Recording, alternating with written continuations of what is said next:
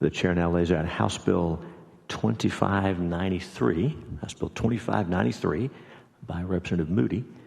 And we recognize the bill's sponsor, Senator Johnson, to explain the measure. Good morning, Senator. Thank you, Mr. Chairman and members. House Bill 2593 by Representative Moody does one thing and one thing only. It subjects all forms of tetrahydrocannabinol, big word that means THC, in particular marijuana concentrates, which is the oil that's extracted from the leafy marijuana plant. It subjects all these products to the same criminal penalty scheme. This bill is not, important to observe, this bill is not about legalizing or decriminalizing or doing anything else with respect to marijuana. It is solely about fixing an illogical anomaly in our criminal law penalty scheme to ensure that the penalty structure is fair and consistent and sensible and not destructive to our common hopes for young people. Most of us know THC as the active ingredient in the leafy marijuana plant, the stuff that people smoke. But over the years, it has become increasingly common for people to use, in place of leafy marijuana, cannabis concentrates, the oil extracted from the plant, in minute quantities that contain, not incidentally, and here's the whole point, THC levels that are essentially the same as the levels that are used in recreational leafy marijuana. People use these concentrates in liquid form or wax form. They put them in e-cigarettes and other devices. Here's where the anomaly in the law comes in. While the leafy marijuana and plant and the cannabis concentrate products have essentially the equivalent THC levels, the law treats them vastly unequally, with harsh consequences that are inconsistent with our objectives in our criminal law system. Leafy marijuana, possession of leafy marijuana in recreational quantities is a Class B misdemeanor. But for any amount of marijuana concentrates, possession is a felony. Now, most of us, when we hear the word felon, we don't think of a 21-year-old with a marijuana e-cig or somebody with a batch of brownies, but that is what happens under the law. Here's what HB 2593 does. The reason we have such a harsh disparity is because a long time ago, THC concentrates were put into a different penalty class, a penalty class known as Group 2. That includes hallucinogens like PCP and other dangerous drugs. What House Bill 2593 does is creates a new penalty classification. We're calling it Penalty Group 2B for all of these alternative THC forms, and it assigns to Penalty Group 2B the same punishment ladder as common leafy marijuana for equivalent THC levels. That is, the same THC, the same penalty. A joint and an e-cig that have the same THC levels will get the same charge and receive the same penalty and sentence. Now, again, who are we talking about here? We're talking about young people who are trying to get an education. They're just starting their careers. They might be in community college, tech school, four-year institution, starting out a career, and they're getting branded as felons for something as simple as a marijuana joint. Only it's THC, and our messed up criminal penalty scheme results in this really anomalous consequence. What's the consequence of that? Is that we want people to become self-sufficient, productive, and educated, and instead they're being branded as felons. They can't continue their education, they can't get housing, they can't get jobs. These are things that are counterproductive to what we're trying to do here. That's why we want to change the law. Mr. Chairman and members, I'd be happy to answer any questions about this, but I think it's high time we fix this anomaly in our criminal law system. Thanks, Senator Johnson. Members, any questions for the sponsor? Very good. We'll open public testimony. Thank you, Mr. Chairman and members.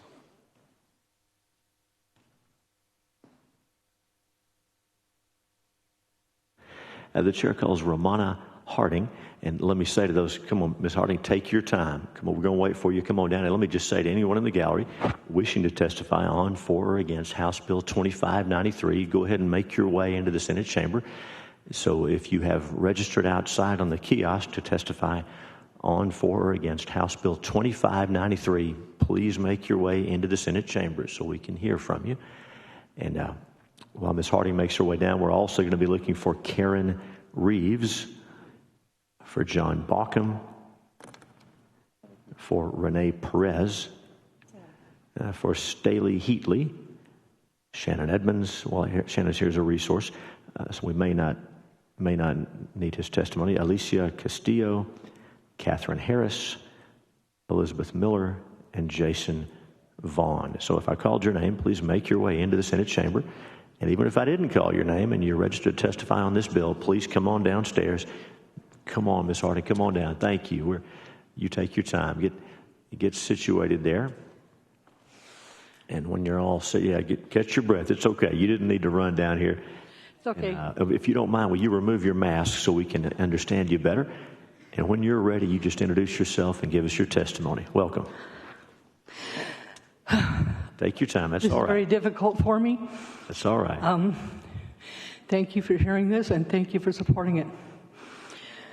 I'm a Texas resident, and I fully support HB 2593. I am a 100% disabled Navy veteran.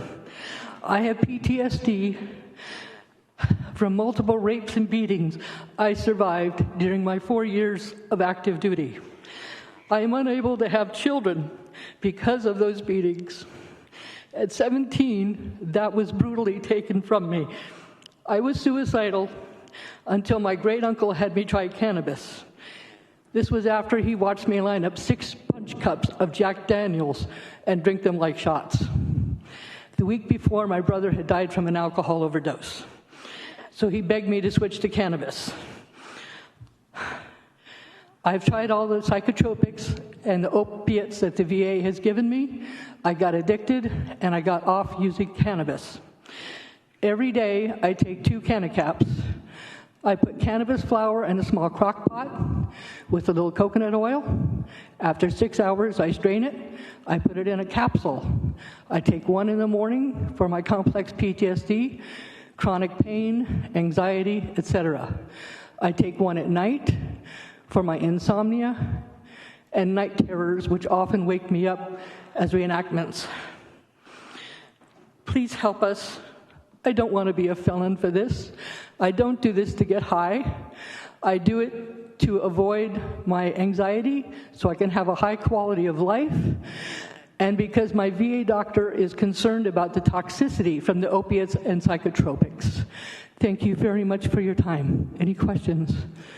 Ms. Harding, thank you for testifying. Senators, any questions? Ms. Harding, thank you for being here. Thank you for sharing your story with us. God bless you, and thank you so much. God bless you. Thank you. Who do I give my written testimony to? Thank you. The gentleman to your right will take that from you. Thank you. Yes, ma'am. Thank you. The chair now calls Karen Reeves. Karen Reeves?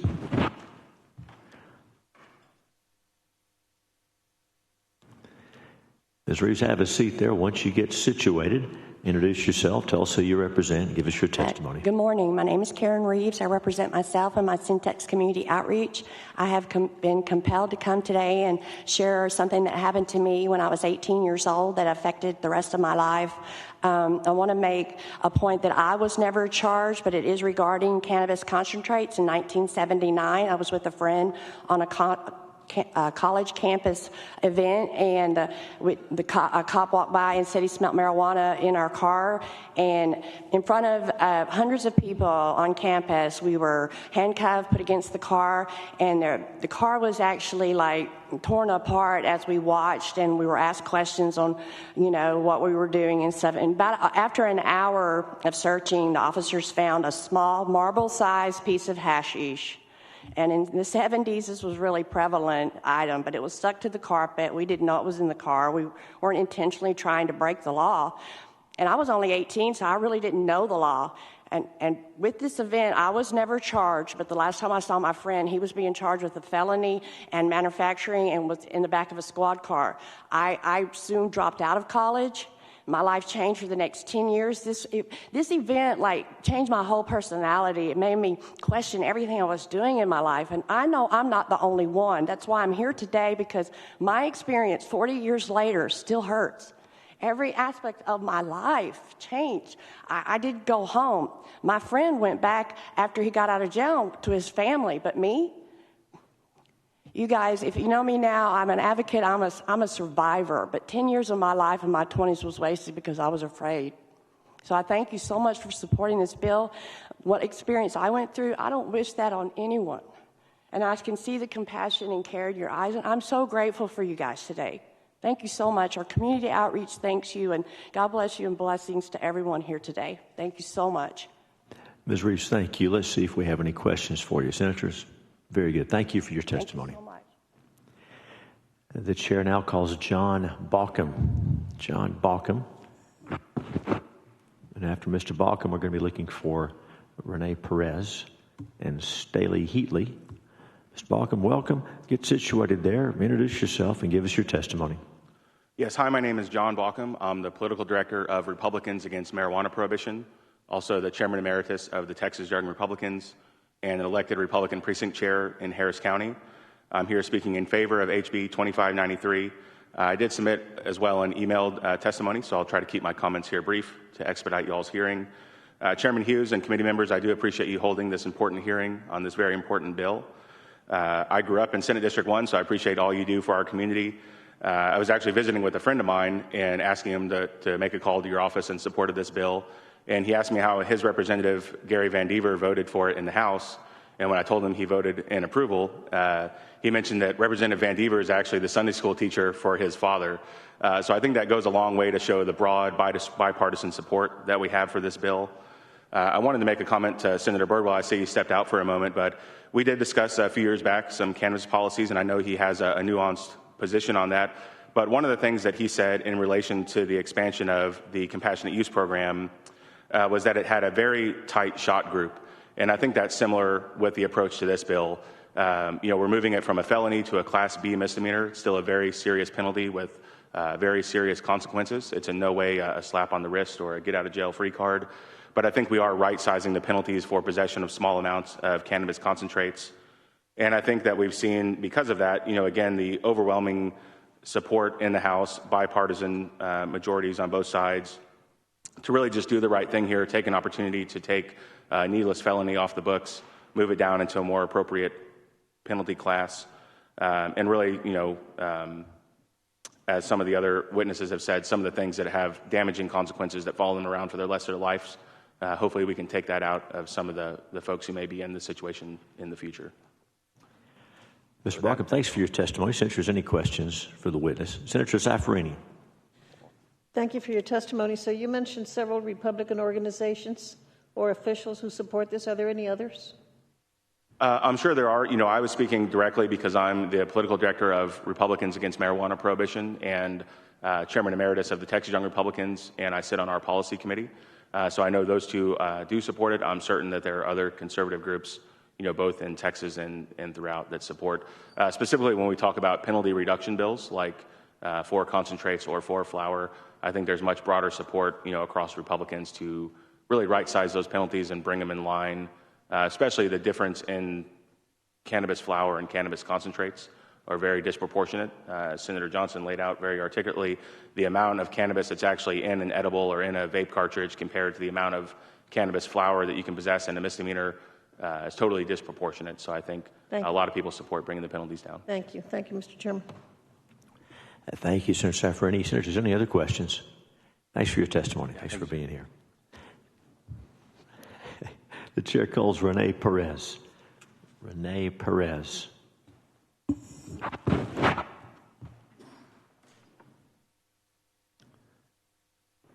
right, we'll show Renee Perez position on the bill, not offering testimony. The chair calls Staley Heatley. Honorable Staley Heatley. Welcome. Get situated there. Introduce yourself. Tell us who you represent and give us your testimony.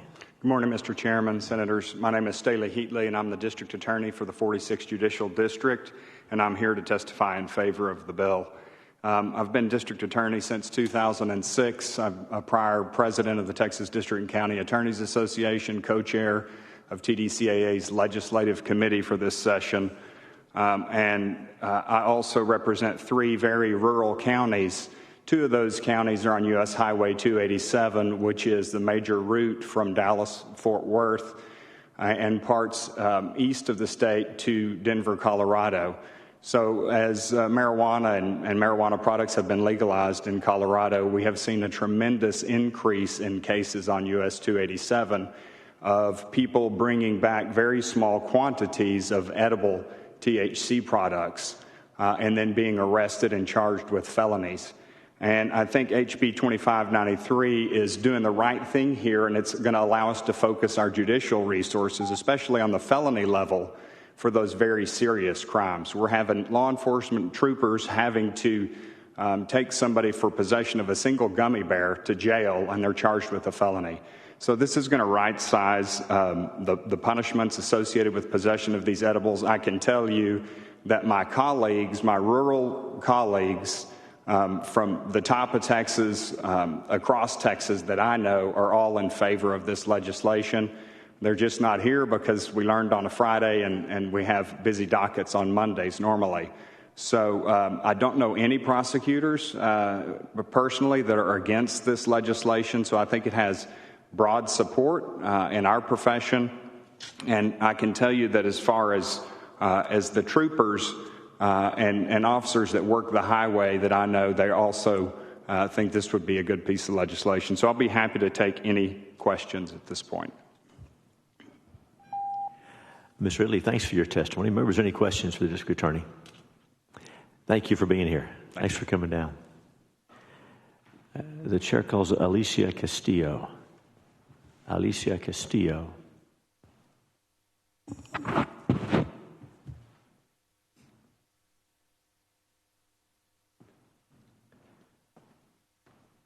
right, we'll show Ms. Castillo's position on the bill, not testifying. The chair calls Catherine Harris.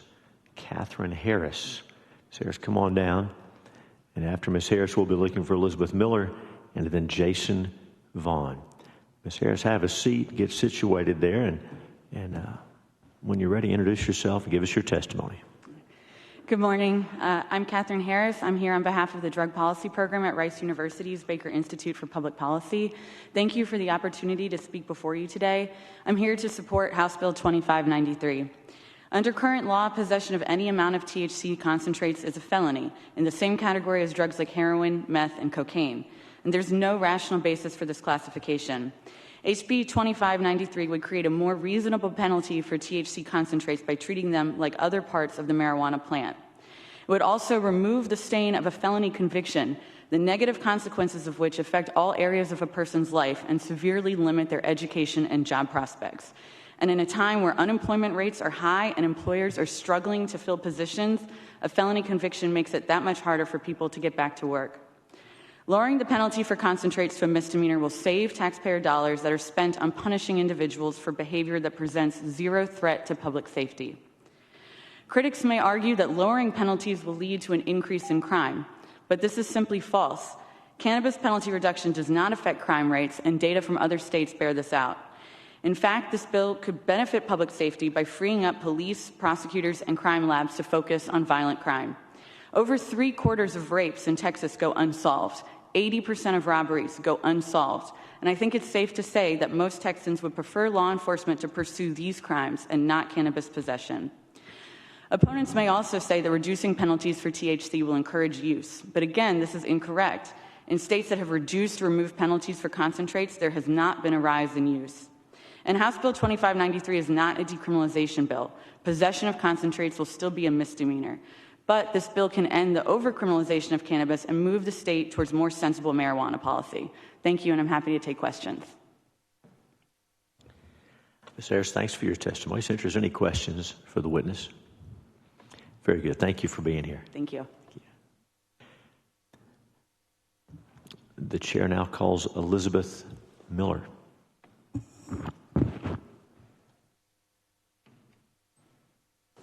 Ms. Miller, welcome. Get situated there, then introduce yourself, give us your testimony. Good morning. Thanks for having me. It's so great to see you guys on this issue today. My name is Elizabeth Miller. I happen to be the Senate District 10 representative for the Libertarian Party, but I'm here speaking on my own behalf personally to you guys today to help explain to you why this is a medical bill.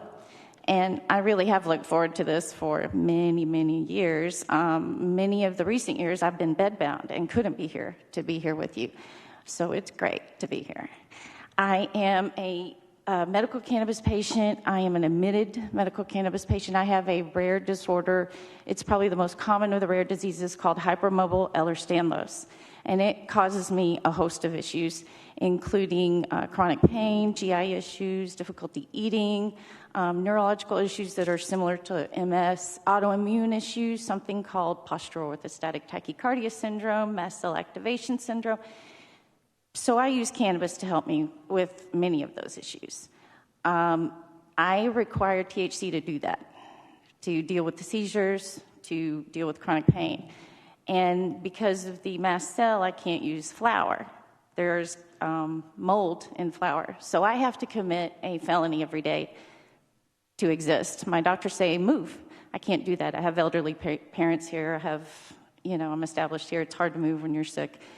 I'm a lawyer too, so if I can manage to get back to work, I need to do that here.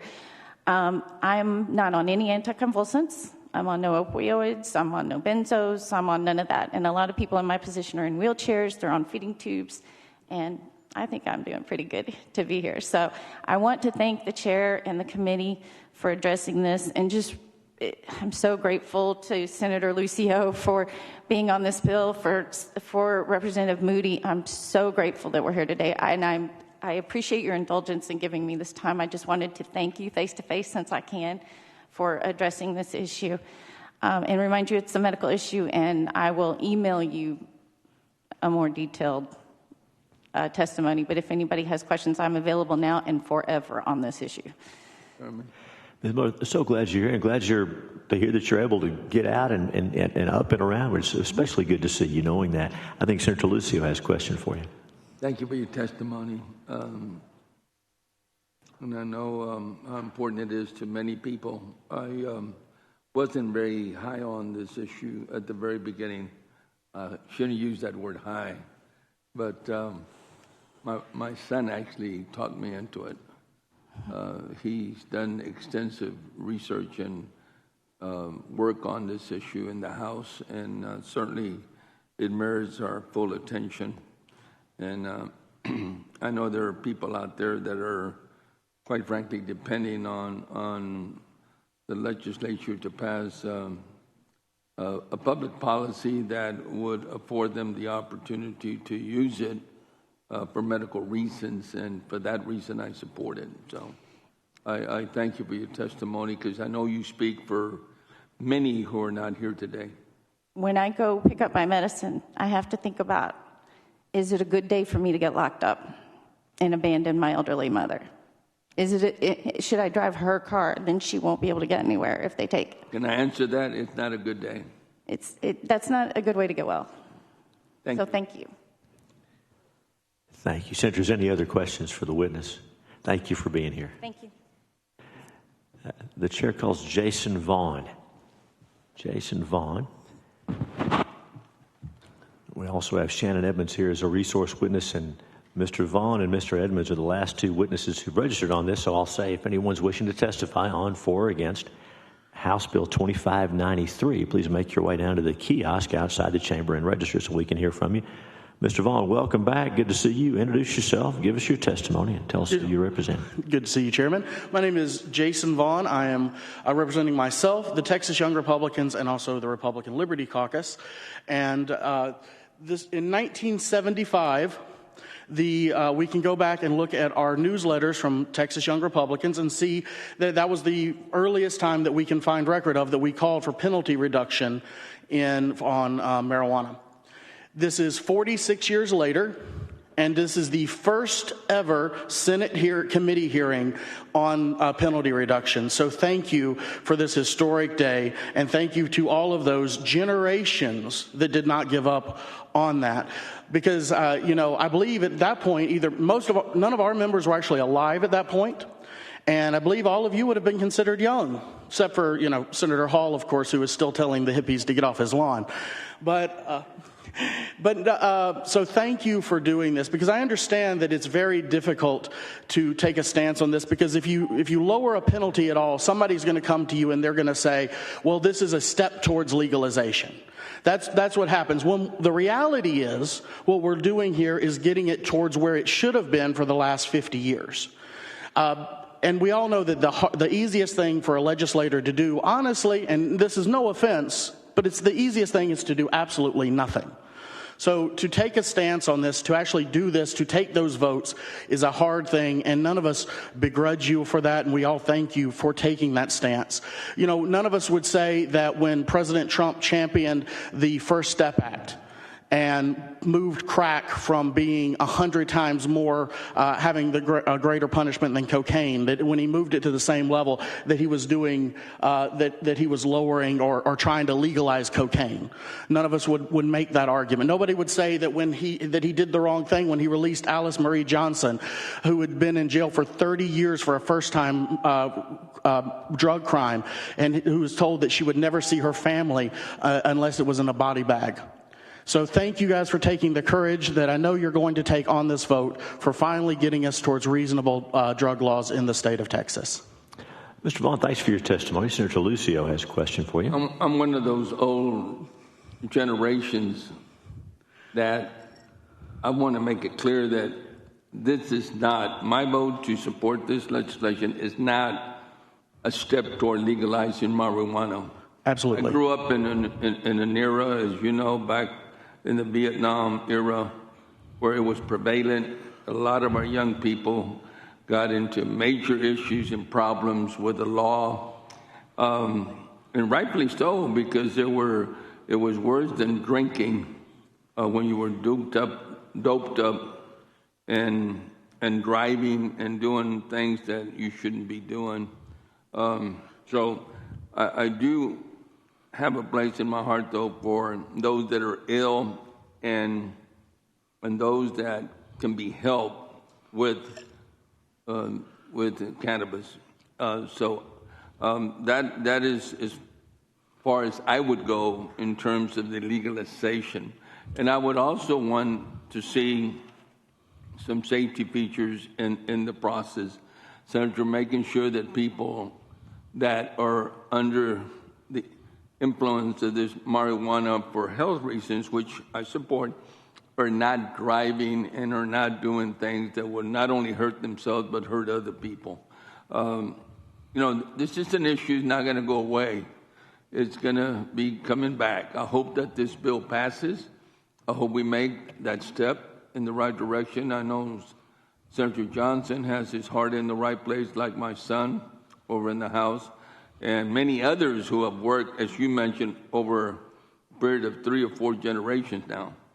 And I certainly want to see us take that bold step forward and help those that are medically in need of this product. Sir, I'd like to just thank you. I know you've also been you're a co-sponsor on HB 1535, a bill that we're very much hopeful will get some more co-sponsors, as well as being referred finally, and so we can get something for our veterans. That's very important. And Texas Young Republicans are with you on that. We do not take a stance on legalization. That is, we do not take that. We are trying to make sure that we get things properly handled. I worked in a halfway house when I was in college. Worked in, not lived in, just to be clear. I worked in a halfway house. And so I saw what the black market did and what prisons did to so many people. And sadly, our system is not meant at currently helping people get off of drug use. And I'm glad that we are taking steps to properly do that, where this is much more of a medical issue, addiction, and trying to help people in those ways. And I'm just so thankful for all of you for helping us move towards that. Thank you so much for your testimony. And finally, I just want to say that for those of us who had witnessed it on a daily basis, we live in a corridor here in Texas on the border, and it feeds the entire United States when it comes to drug use. And I certainly would like for us to come together, all of us, to make sure that our young people have a future and that drugs is not part of that future. And I really appreciate your heart on that, sir. Thank you. Thank you, Senator Lucio. Members, any other questions for Mr. Vaughn? Thank you for being here. Thank each of you. We're going to call as a resource Shannon Edmonds, Texas County District Attorney Association, and we'll note for the record that Senator Schwartner is present. Good morning. Mr. Edmonds, I know you registered as a resource, and you've heard this testimony. You're familiar with the issues. We heard from one district attorney who gave us a perspective. I'll ask first of all, I'll first let you introduce yourself, tell us who you represent, then I'll have a question or two for you. Good morning. Thank you, Mr. Chairman and members. My name is Shannon Edmonds with the Texas District and County Attorneys Association, here testifying neutrally on the bill. And so that was going to be my question. Has your association taken a position on this legislation? As an association, we have not. We leave that up to individual members, so we'd always encourage all of the committee members to check with their local prosecutors back in their district. I do know, as Mr. Heatley said earlier, there were some other prosecutors who wished they could be here, but we're at that time of session where there's short notice, and because our courtrooms are coming back to life, our courthouses are coming back to life, their day jobs are preventing them from coming down here today. We understand that. And you've heard the testimony and you're familiar with the issue. Is there anything else you think we should be aware of, or any other perspective from a prosecutor standpoint? It was very helpful hearing from Mr. Heatley and others today. Anything else you think we should be aware of or should be considering? I know one thing that came up in some of the discussions I had with prosecutors is that because of the perceived harshness of the current penalties, oftentimes people stopped for this may actually be given a ticket for drug paraphernalia, which is only a Class C misdemeanor. If this bill were to become law, it would still make it a jailable offense, but they could use the cite and release laws that you've created so that the officers wouldn't have to be off the road for 4 or 5 hours for one lollipop or one gummy. They would be able to issue a citation. It would still be recognized as a jailable offense, where the person could still be sent to be assessed, see if they have treatment needs that can be addressed, things that don't happen when they just get the equivalent of a traffic ticket. And so I know for a lot of folks this seemed like a good middle ground in talking to them. Thank you for that, Senator. Did you have a question, Senator Hall? Go ahead, Senator Hall, please. Thank you, Mr. Chairman. In reaching your position of on the bill or neutral, how did you come by that? Oh, sure, that's easy. We're neutral on everything. Well, our association works... Let me ask the question differently. Does that represent 50% for and 50% against of the district attorneys? Not even that. We don't even do that because we have 331 elected prosecutors. Did you consult any prosecutors? Oh, sure. Yeah, I've talked to several of them. Out of that, you said you had 3... How many? We have 331 elected county attorneys and district attorneys in Texas. So how many did you consult to arrive at your conclusion? Talking about this bill, the conclusion of being neutral, that's just our position. We like to keep a big tent among our membership. It's very diverse. And so on an issue like this, unless you were going to slip a pay raise for DAs in there, we're going to stay neutral on these types of issues. Okay. All right. You're obviously an attorney. Let's see if I can get you to actually answer the question. That was a compliment. He meant that as a compliment when he said, go ahead. No, that was a compliment because attorneys are pro at not answering questions. Would you say the majority of your district attorneys are for this, or would you say the majorities are opposed to it? And I'll say we recently had another bill in which the agency, the Sheriff's Association, was neutral on it, but they were also explained who was for it and who was against it within their collection of sheriffs. So that's my question is, what is the feeling out there among them, and why do they feel that way? Where is the divide? Yes, or is there none? Yes, sir. I'm not trying to be difficult. We literally don't poll our members like that. We don't work like the Sheriff's Association of Texas, who will support or will oppose certain legislation. We don't even go down that route. We're here as a resource for our members. I can tell you, so I'm only going to testify to what I know. I can tell you that I've had multiple prosecutors reach out to me expressing support for this. I have not had any who have expressed opposition, but that doesn't mean they might not be opposed. So that's why I always encourage every member to talk to the prosecutors back in their districts to find out how this is going to affect the folks, to affect your voters. So the only response you've had is from prosecutors who said they were in favor of it, and you had no prosecutors that you talked to who said they were opposed to it. That is correct. Okay. Thank you. Senator Hall, thank you. Members, any other questions for Senator Lucio? So you just take an automatic position as not in favor, not opposed, just middle of middle ground, right? I mean, you don't send out a questionnaire to your prosecutors. It could be, though, that many of them do feel that possibly this cannabis could probably help a lot of people who medically need it. It could happen, right? I mean, they're human beings, not just district attorneys. Yes, Senator, I'll even tell you that I don't even know if it's from a medical perspective. They're just looking at their caseloads, how the court system has to process these cases, and the perceived, it's another person I was talking to brought it up. It's similar to how in the federal system they had a disparity for a long time between powder cocaine and crack cocaine. Crack cocaine was punished much higher. Well, we have that same disparity when it comes to this type of THC product that is not the leafy weed that we normally think of as marijuana. And so this bill will standardize that in a way that the feds have now evened out some of those disparities between crack cocaine and powder cocaine, which Texas, by the way, never did.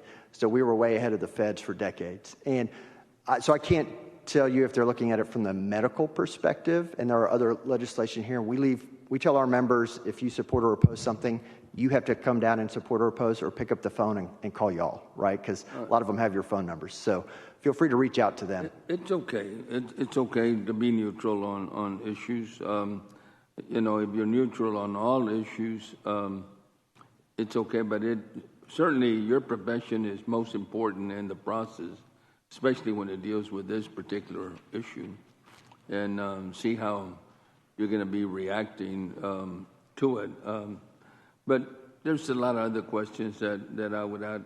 I'd just call my local district attorneys and ask them and see how they feel. Thank you so much. And I think they're not shy about letting you know when they don't like something, from what I can tell.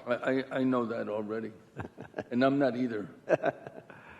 Thank you, Senator. Members, any other questions for Mr. Edmonds? Thanks for being here. Thank you. Anyone present wishing to testify on, for, or against House Bill 2593? Seeing and hearing none, we'll close public testimony. The bill will be left pending at this time.